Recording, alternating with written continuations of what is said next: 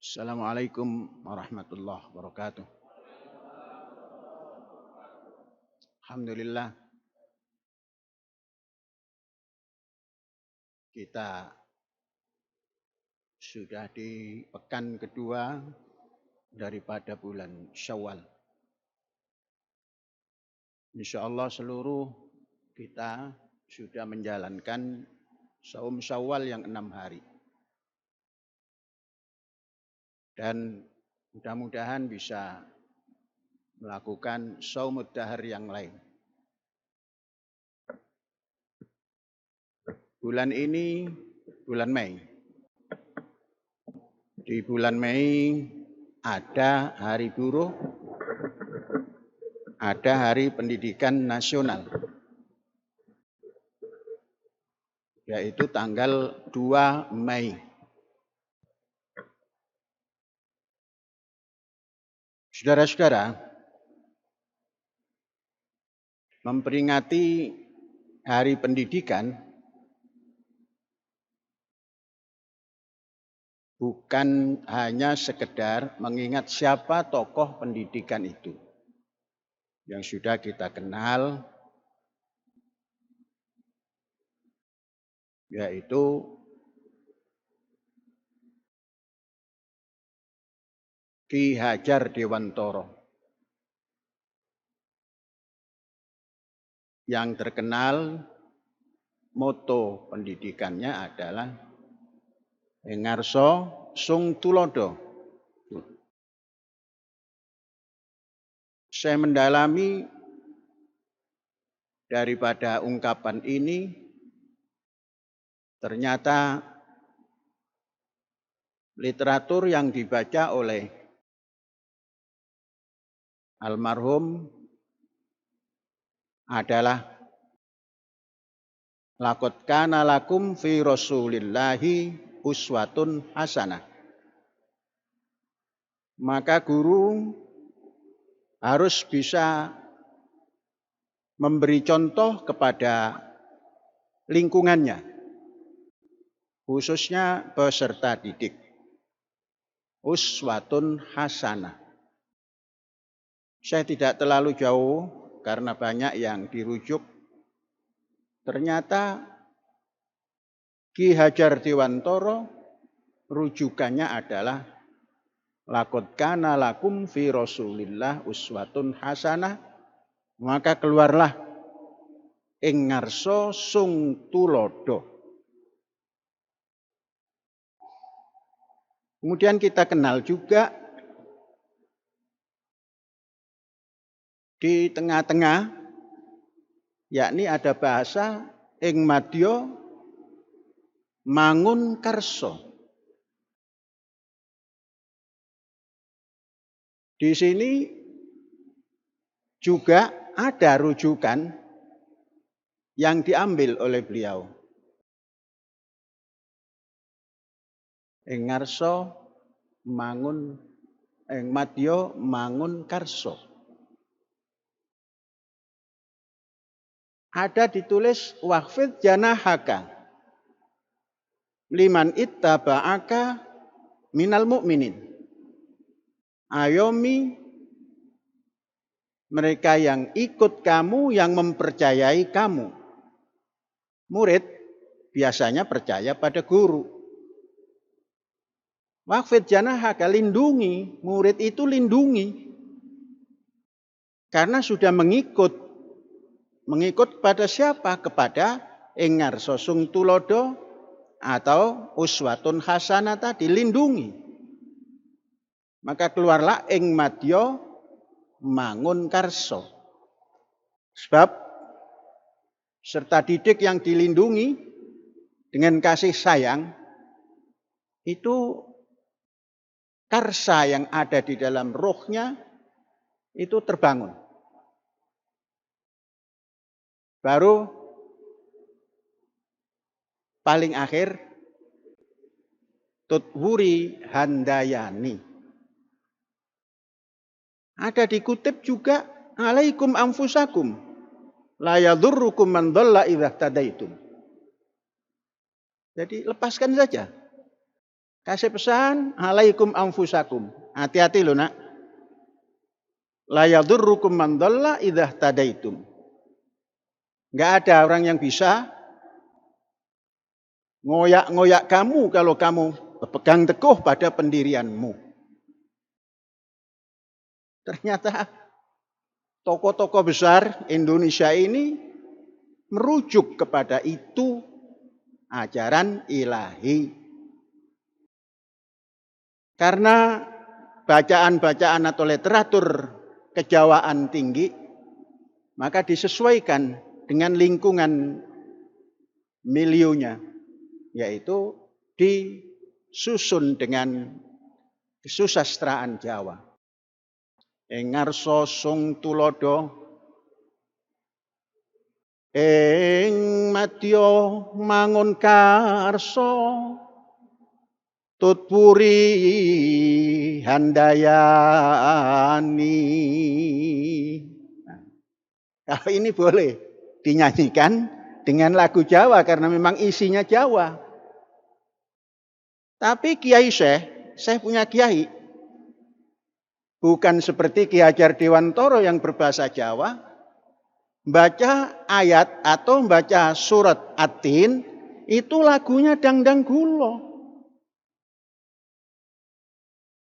Saya bertanya pada beliau, Mbah, saya itu dekat pada beliau, gara-gara nyeleneh gitu. Nanya pada beliau, Mbah, kok dangdang gulo? Ya Gusti Allah ngerti kabeh note wong Inggris ngerti, wong Londo ngerti, wong Jawa pemeneh tambah ngerti. Jawabannya begitu. Enggak pakai keluar dalil yang macam-macam. Itu Mbah Sahal. Itu diungkapkan sejak beliau ada. Enggak pernah itu lagu Abdul Basit, Abdul Somad. Enggak pernah. Kemudian murid yang bisa mengikuti lagu bacaan Al-Fatihah dan lain-lain itu ada dua. Dua-duanya ada di Karesidenan Cirebon. Satu di Kuningan, satu di Indramayu. Lagunya lagu Dangdang Gulo. Mungkin Kiai Mbah Sahal itu kalau sekarang didengarkan ada yang ngeroyok itu. Mosok Quran kok lagu Dangdang Gulo. Nah, kalau Mbah Sahal bilang, pokoknya tajwide. Lagu itu Gusti Allah ngerti. Dulu belum ada rap kan? Nah, belum ada rap gitu. Lagu apa wae ngerti. Itu luar biasa Kiai Sahal. Netral. Ing ngarsa sung tulodo, ing madya mangun karsa tutpuri handayani. Nah, ini cerita Mbah Sahal dan bacaan Qur'annya.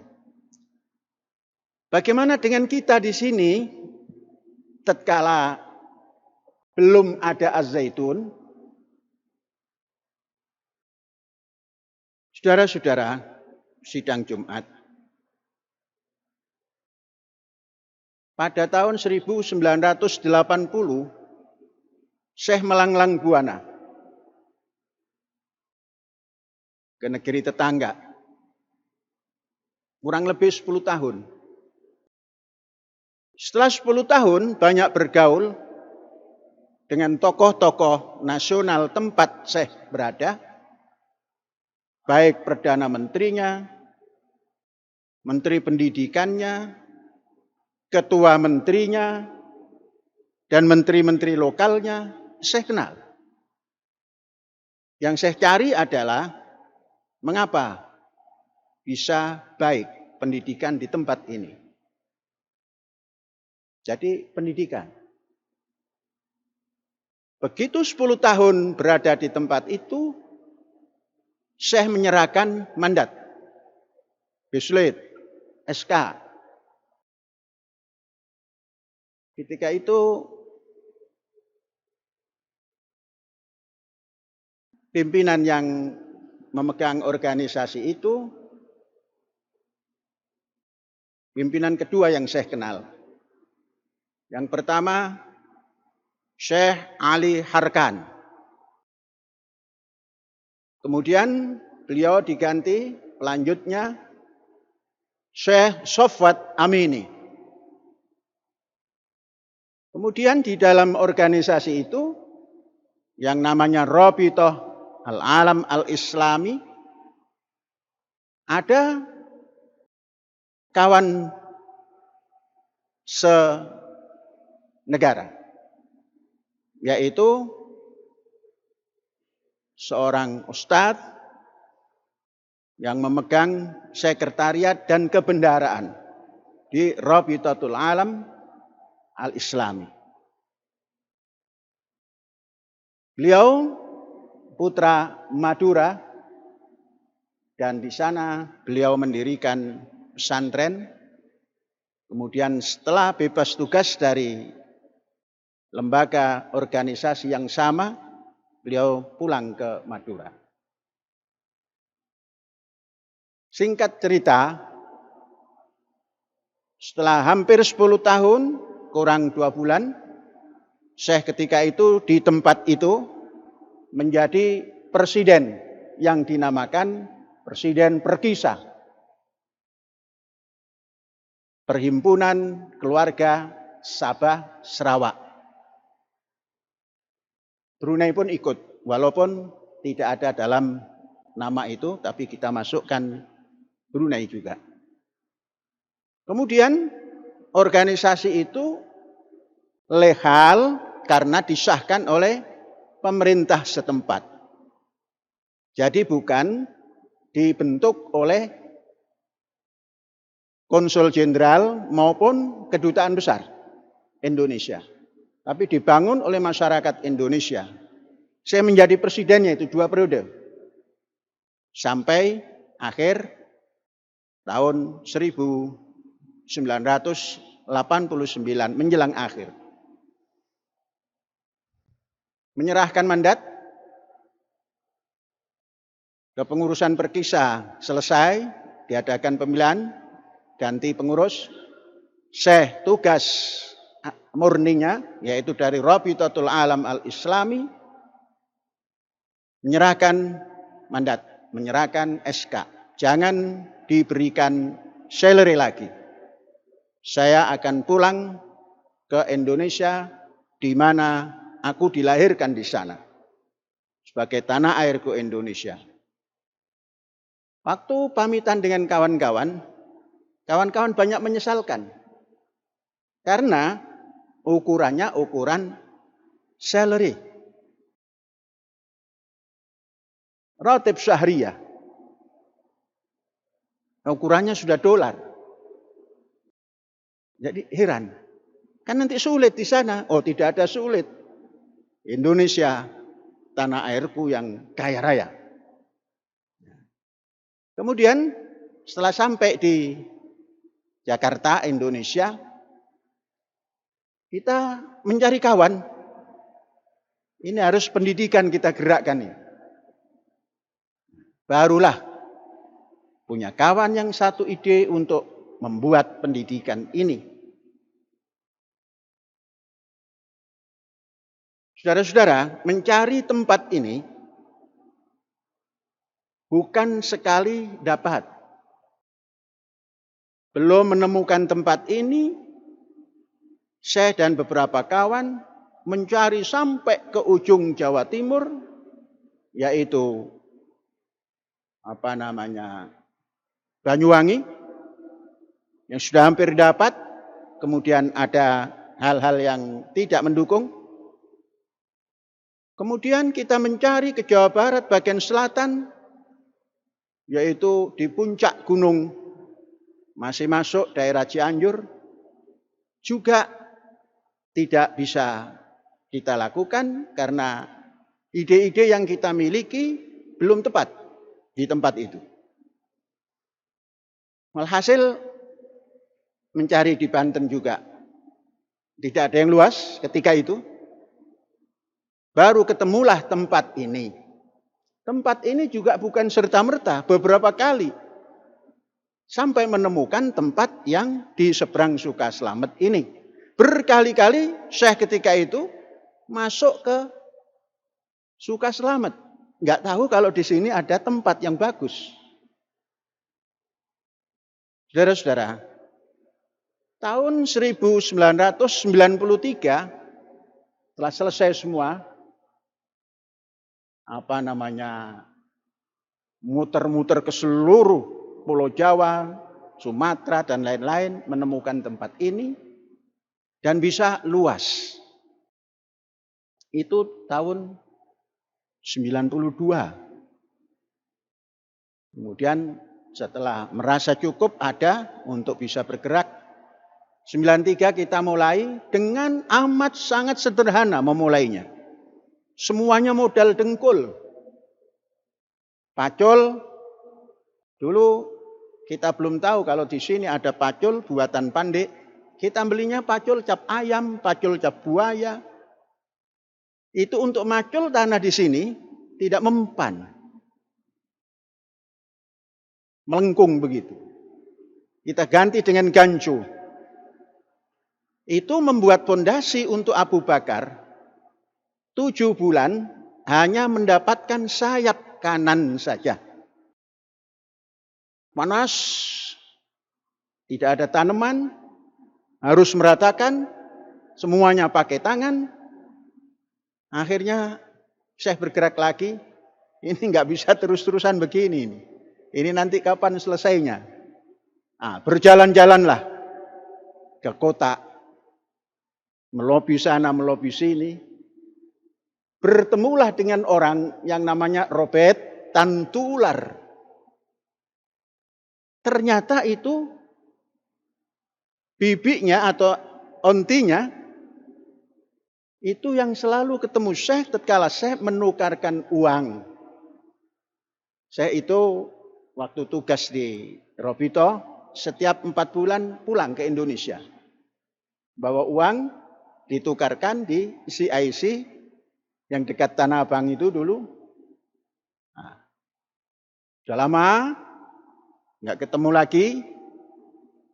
Begitu mau membangun ini, kita mencari mau ke CIC. Ternyata CIC sudah bukan tempat penukaran uang, tapi bank. Dipertemukanlah dengan Robert Tantular. Saudara-saudara, mungkin orang nggak berani menyebut nama ini karena nama ini pernah ada cash. Tapi itulah perjalanan. Saya sebut. Sudah? Berita punya cerita. Bertanyalah beliau. Pak, Syekh mengenalkan nama dengan nama Syekh yang kesekian, yaitu Abu Ma'arik.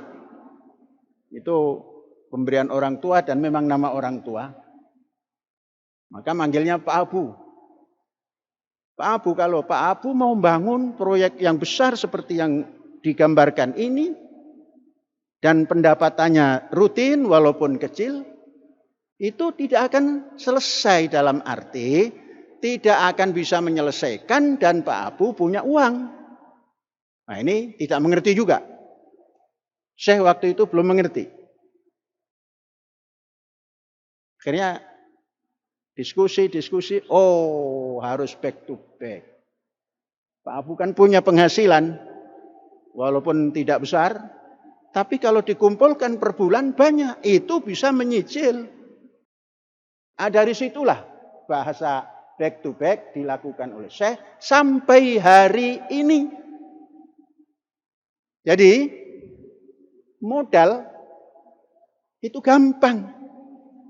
Dana gampang. Maka bank mana saja kalau Syekh mau bisa.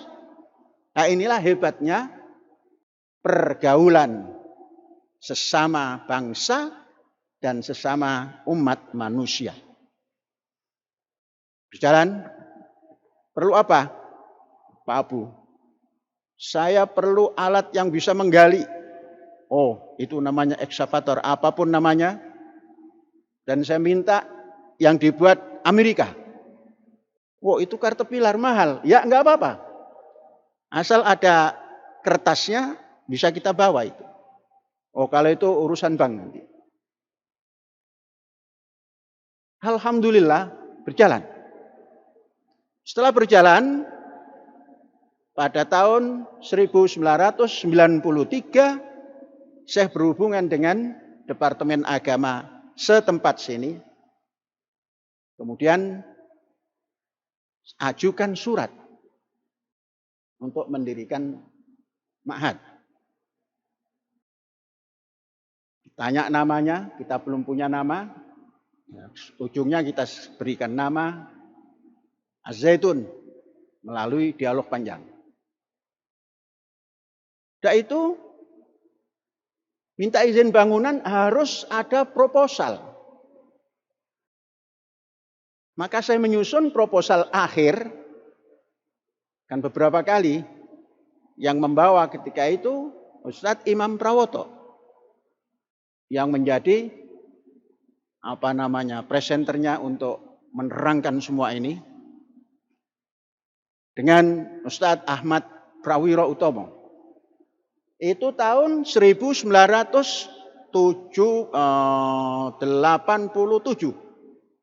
Bulannya bulan Jun antara 17-18 lagi.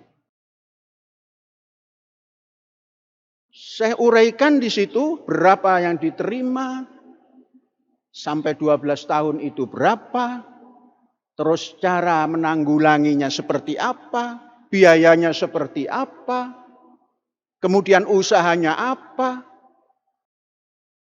Saya ingin membaca. Ustadz Abdul Halim coba.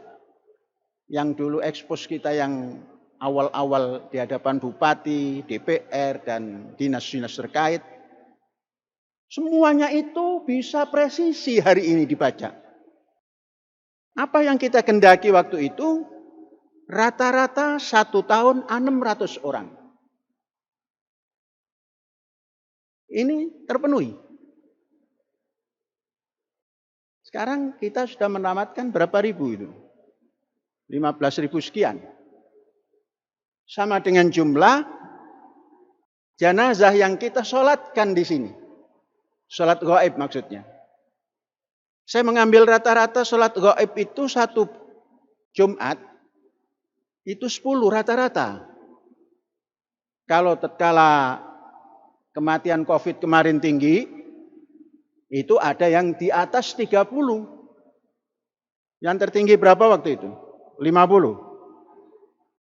Hampir 50 itu. Itu tertinggi. Tapi diambil rata-rata 10. Kalikan 52 kali 10 kali 24. Itu jumlahnya. Jadi ini berjalan lancar. Kemudian berapa uang yang diambil dari peserta didik? Kita hitung ketika itu ya $3.000 kalau didolarkan.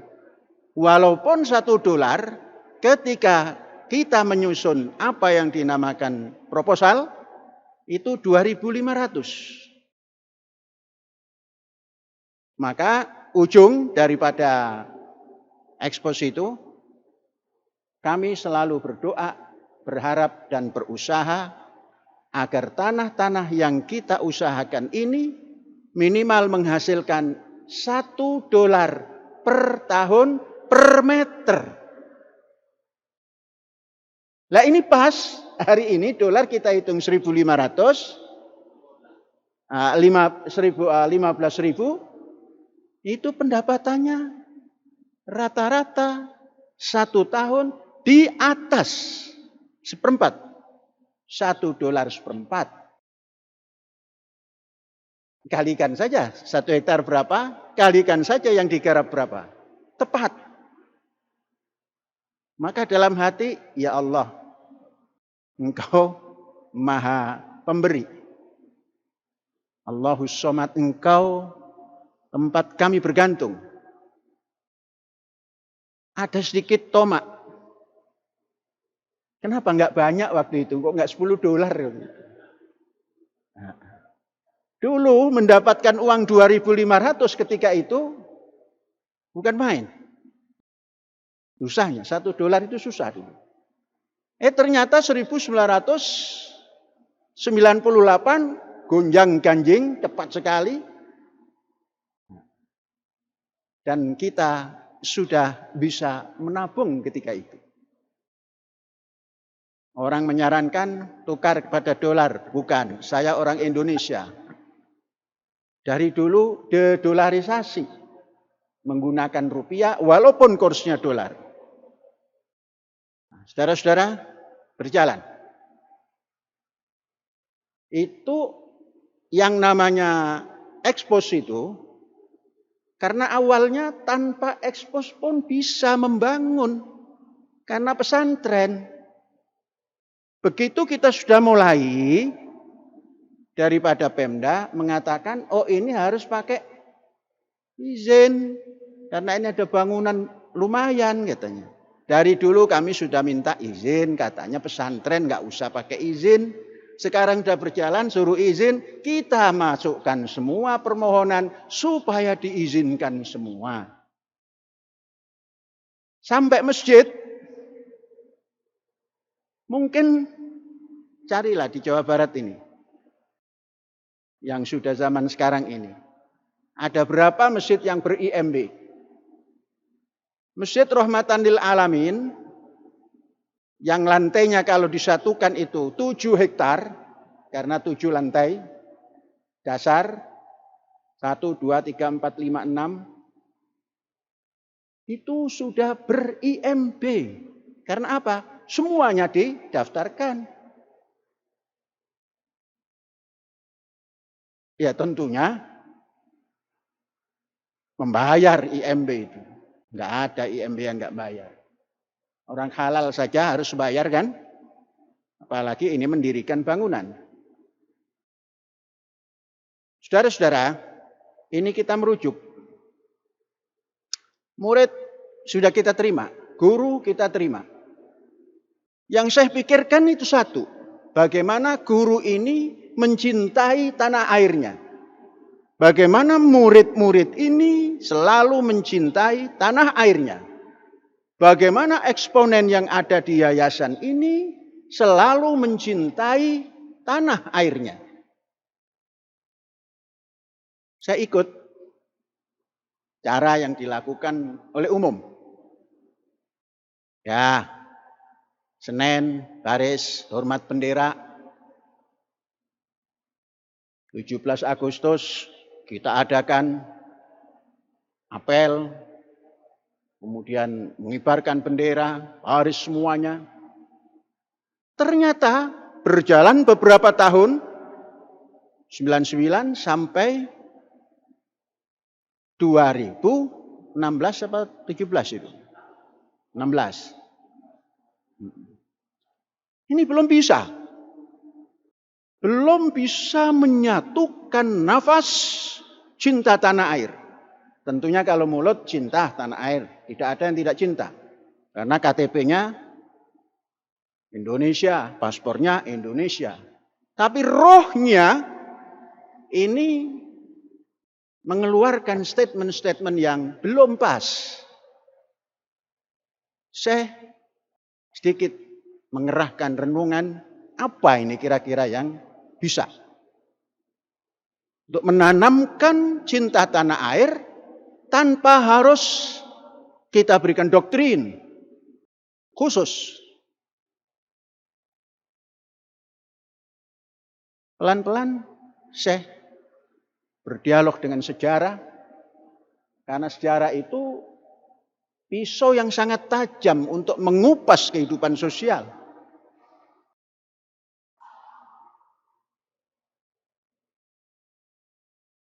Tahun 2016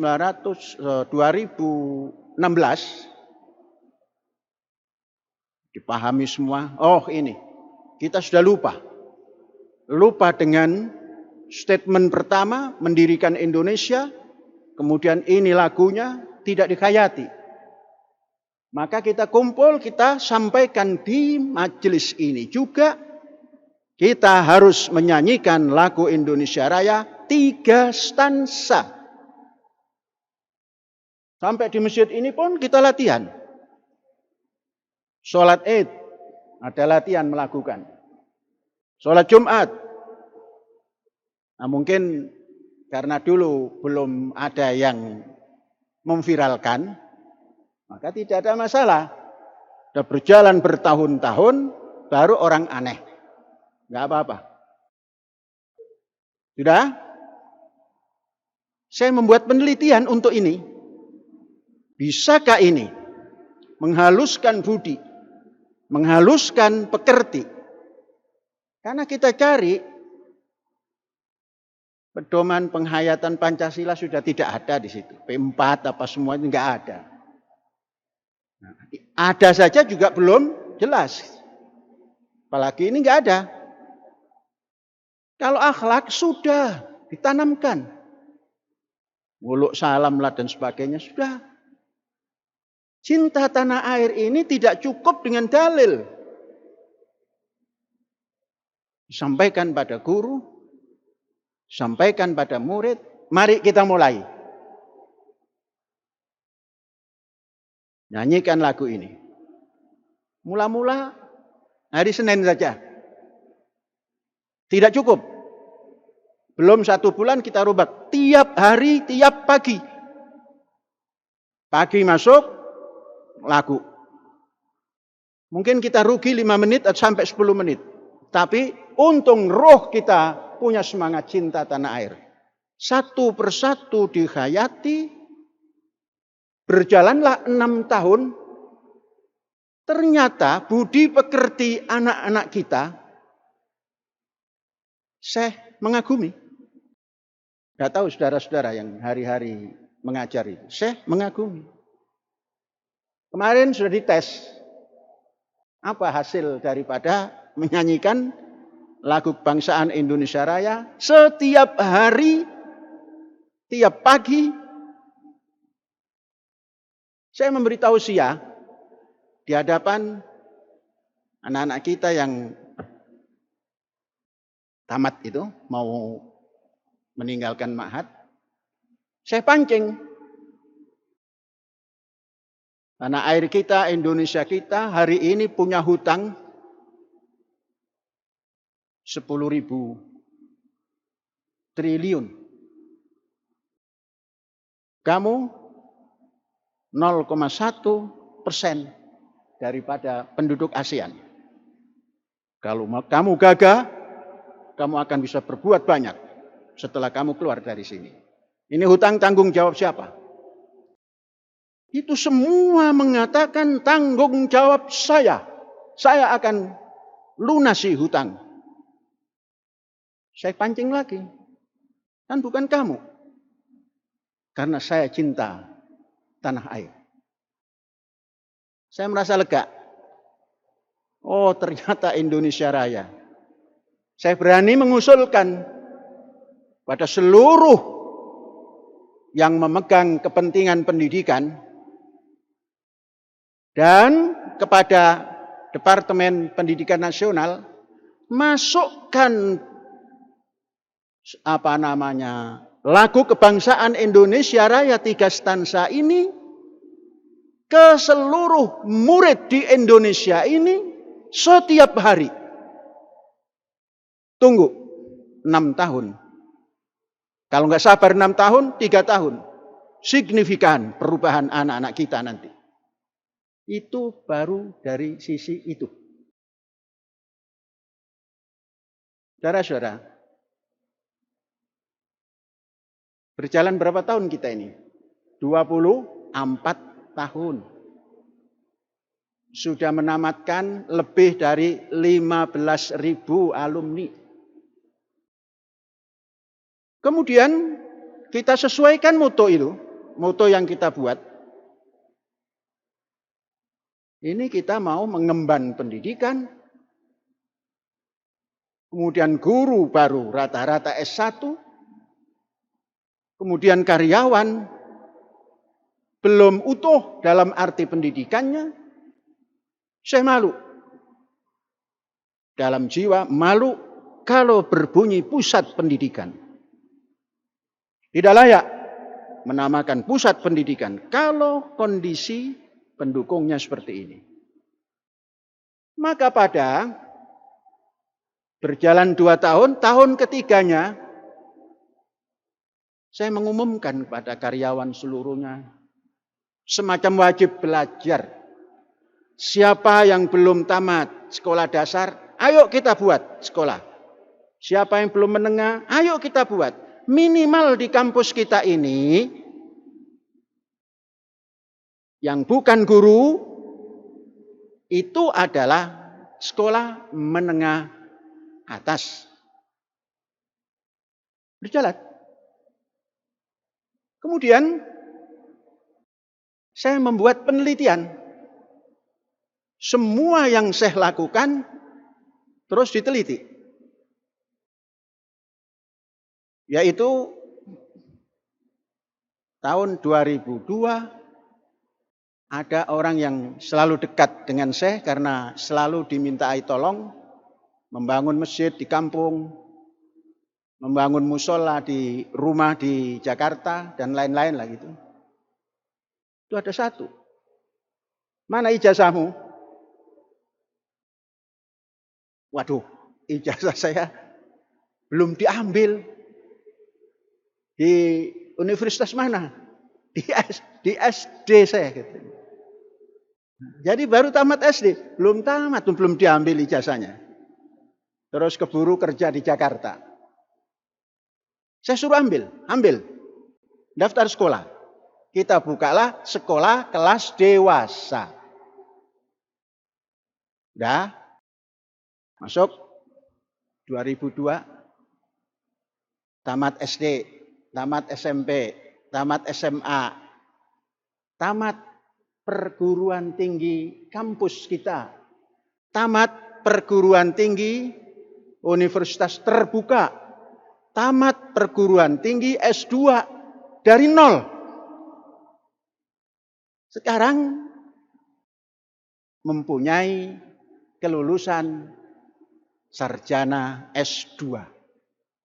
Coba bayangkan. Kemudian yang lain-lain sampai hari ini sudah tidak ada lagi yang memegang tanda lulus SD, SMP, minimal SMA atau sederajat. Dan berijazah.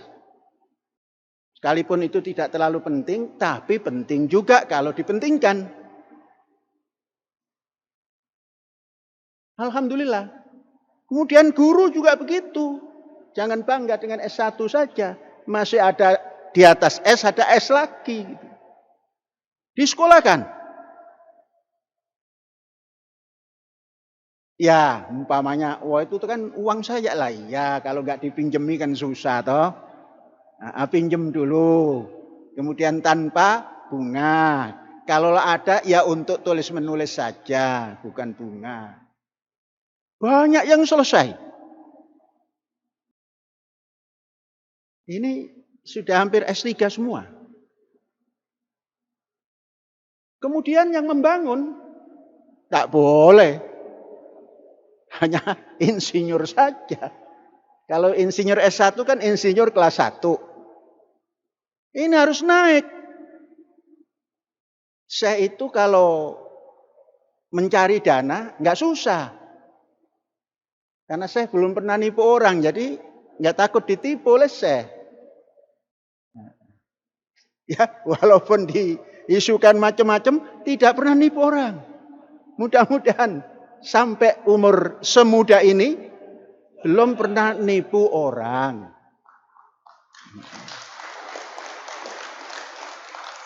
Malah kadang-kadang sering ya bukan ditipu lah, ditaifu lah gitu. Mencari dana untuk menyekolahkan ke ITB yang insinyur-insinyur ini. Gampang cari dana itu. Kamu mengirim bahan bangunan apa ke kampus? Ini. Nah, wajib menyekolahkan. Nah, buat perjanjian. Teken. Dengan begitu saja punya uang banyak. Jadi kalau ada orang, wah Panji Gumilang itu tungkang meres, siapanya yang diperes? Di sini banyak kelapa, ya meres kelapa saja. Jadi saudara-saudara, insinyur yang senior semuanya S3. Malah ada satu S3 kita yang ahli gempa. Di Indonesia ada 18 orang ahli gempa. Satu di antaranya alumni Rahmatan lil Alamin Az-Zaitun Indonesia. Jadi kalau ada gempa di mana saja, dokter gempa kita ini diundang. Tapi ojo lali. Diingatkan ojo lali saja. Apa ojo lalinya? Sembarang kalir. Gitu. Nah. Namun juga ada yang sudah S3 terus ngacir. Ninggalkan buntut kasir. Apa buntut kasir itu? Kasir itu apa? Kasir itu binatang yang makan pongkol padi itu. Ada yang melarikan diri setelah disekolahkan. Sampai dosennya yang di IPB, ITB itu, wah saya aneh. Orang disekolahkan kok meninggalkan gelanggang colong pelayu. Tapi nggak apa-apa. Ujungnya semua ini bersekolah. Masuk ke S2, S3. Yang belum, ya cepat. Cepat daftar. Jadi, alhamdulillah, 24 tahun. Tidak ada yang tinggal di kampus ini yang tidak berpendidikan dasar menurut kita adalah sekolah menengah. Itu pendidikan minimal. Karyawan sudah banyak yang mahasiswa S1, S2. Ada enggak Abdul Pital, Abdul Latif? Ini, oh sudah tidur. Tip, berdiri Tip. Ini dekat sini. Ini orang yang diteliti oleh Syekh ini. Sini. Nah, inilah orangnya. Hasil penelitian Syekh dari belum punya ijazah SD, tapi sudah sekolah, belum ditebus. Sampai sekarang hampir selesai S3-nya.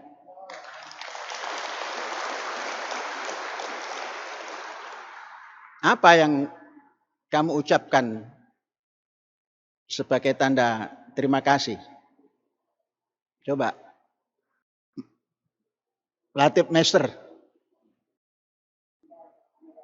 Ya enggak usah panjang-panjang. Syukur alhamdulillah kepada Allah.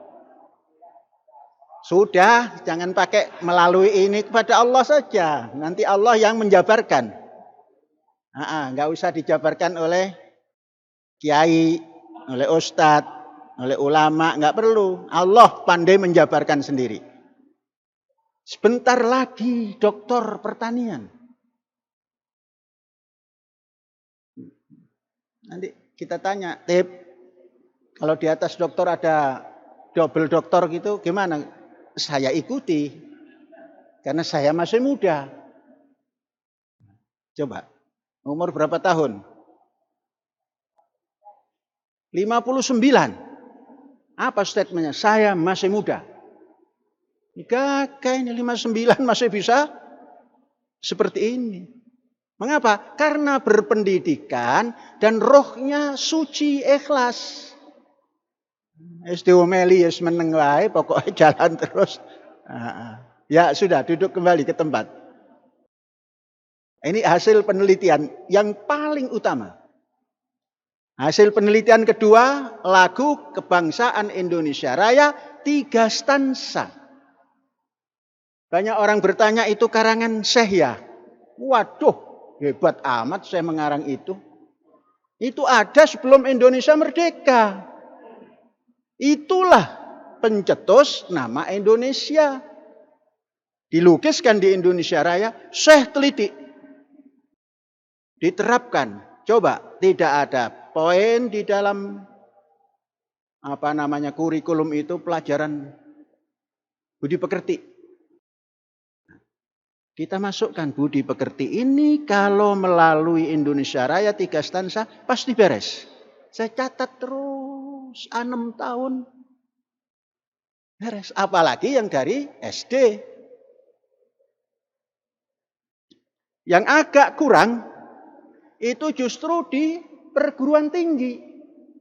Nah, kebanyakan orang kalau sudah merasa tinggi itu ada som-somnya. Kalau Indonesia Raya nanti disangkanya pelajar. Kalau melakukan Indonesia Raya tiap masuk kelas disangkanya karyawan. Nah, itu som-somnya di situ. Maka rektor bertanggung jawab. Harus. Yang lain-lain sudah. Karyawan sudah. Kemudian saya juga sudah mengajak kepada saudara-saudara. Karena saudara-saudara sudah umurnya akan punya mantu. Maka tatkala mengadakan perkawinan, pernikahan, acara, awali dengan doa Indonesia Raya 3 stansa. Nanti pengantinnya akan ingat, oh Indonesia Raya tanah airku. Jangan berbuat macam-macam, ini tanah airku. Kalau tampil-tampillah yang smart, inilah orang Indonesia. Jangan sakarepmu dhewe. Berjalan. Saya memberi contoh. Yang pertama adalah tatkala pernikahan daripada anak Syekh yang bungsu. Hadir ada Pak Muldoko, ada almarhum Pak Harmoko. Kita buka. Orang banyak bertanya. Ya, biasa kalau bertanya. Nanti juga paham sendiri. Nah, sekarang semuanya, saudara-saudara, jangan merasa, oh ini bukan syaratnya. Ini adalah tanah airku. Aku harus berdoa karena akan lahir generasi baru. Jadi yang belum menjalankan itu siap-siap. Nah, saudara-saudara, inilah perjalanan. Kemudian gelombang kedua, ke depan ini bukan semakin bagus cuaca, lingkungan, iklim, mungkin akan bertambah panas. Nah, kita bersyukur karena trotoar kita sudah banyak pohonan. Namun saya berdialog dengan tanaman yang di trotoar, saya kurang makan. Maka tatkala ada aspal ditaruh di atas jalan, saya terjang saja sekarang saya agak dapat nutrisi baru dari aspal. Nah, saya paham, oh aspal ternyata dikejar oleh akar. Maka mari entah setahun, entah 2 tahun, kita tambah trotoar itu sehingga bisa menjadi pedestrian. Tidak sekedar trotoar, pedestrian. Bisa orang berjalan. Maka bisa diundurkan. Entah 1,5 meter, entah 2 meter. Selokan yang ada itu ditutup, buat selokan baru. Nggak usah dalam-dalam. Kemudian ditambahkan topsoil kepada tempat yang kosong itu. Alangkah gembiranya tanaman itu.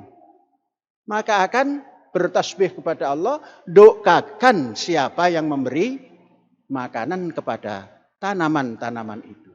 Dan setahun 2 tahun yang akan datang, dia membalas lebih dari yang hari ini. Akan rindang, akan menjadi dhillum mamdud. Pengayoman yang tersebar. Itu namanya mengenal lingkungan hidup. Kemudian setelah itu kita tata ulang. Hutan yang sudah kita tanam, dulu jati saja, sekarang sudah banyak yang besar kemudian condong, itu kita ganti. Tentunya tidak serta-merta. Tebang pilih, kemudian kita ganti. Mungkin ada tanaman yang lain. Kemudian kita coba lagi untuk 25 tahun ke depan, tanaman pohon yang kita tanam tidak monokultur, tapi multikultur. Sehingga nanti oksigen yang dikeluarkan oleh berbagai macam tanaman itu akan memberikan input kepada umat manusia semakin segar. Bibit-bibit tanaman sudah banyak. Jadi saudara-saudara, inilah memperingati Hari Pendidikan Nasional. Tanamkan cinta tanah air. Jangan terpengaruh oleh apapun. Jalan terus ke depan. Bergeraklah. Kamu bergerak, maka kamu ada. Kamu diam, kamu hilang. Ini pesan untuk semuanya yang mendengar dan setuju. Yang tidak setuju, enggak usah ikut-ikut. Hadza wallahu yar'ana wa yafaduna walhamdulillahirabbil alamin. Merdeka!